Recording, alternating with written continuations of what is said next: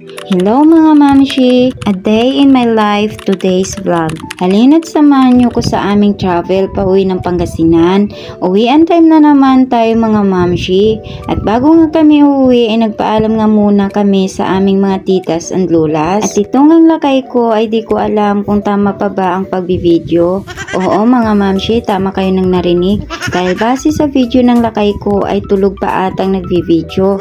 Kita mo naman, wala man lang nakuha ng tamang anggulo. Guys, lalaki nga naman daig pang may sama ng loob sa akin. At ang lola ko nga ay hindi pa kami halos paalisin. At speaking of paalis nga ay may bilin pa yan. Syempre, bilang matatanda, alam nyo na kung ano yon.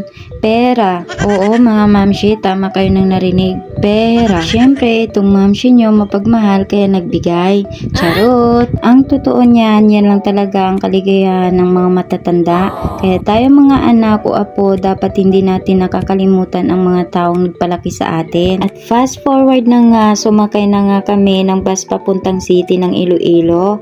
At ang oras ng biyahe ay umabot ng 3 o 4 na oras. At tinabot nga kami ng gabi sa biyahe. At pagdating nga namin ng airport ay una nga namin ginawa ay nag-check-in para hindi kami mahuli sa flight. At pagkatapos nga namin mag-check-in ay naghintay pa kami ng kunting oras na i-announce ang aming flight number. At nang matawag nga ay agad na kami nakipila at naglakad papunta ng eroplano. At ang anakers ko nga ay sobrang excited makauwi ng Pangasinan. At syempre ang iabab nyo ay feel din ang lakad na akala mo ay rarampa. At dito nga ay bababa pa kami at maglalakad ng konti papuntang eroplano. Sobrang dami nga namin dyan na naglalakad. At sinabi ko nga dyan kay Lakay na i-video niya ang paligid.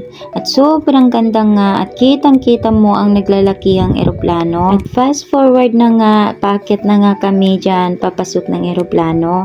At pagkapasok nga namin ay hinanap namin ang aming seat number. At speaking of seat number ay napadpad nga kami sa kaduluduluhan.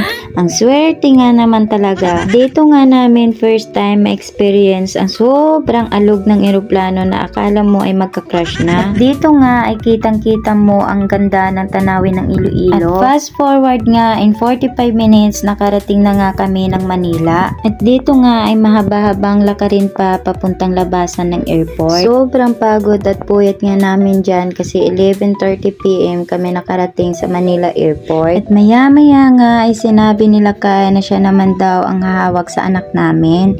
At pagkalabas nga namin ay sumakay na kami ng taxi papuntang bus terminal. At dito nga ay napagpasyahan naming dalawa na magpahinga muna sa hotel dahil umabot lang naman kami ng 2 AM bago makarating ng bus terminal. At nang makarating nga kami sa hotel ay binidyo ko nga dahil sobrang ganda. O diba parang ignorante lang. At pagising nga ng umaga ay excited nga maligo ang anakers namin dahil excited nga siya makauwi na ng Pangasinan. At pagkatapos nga namin magayos ay kumain muna kami sa labas dahil may dadaanan pa kami sa bilihan ng mga damit. Dito nga ay namili kami ng mga pasalubong at syempre mga damit namin.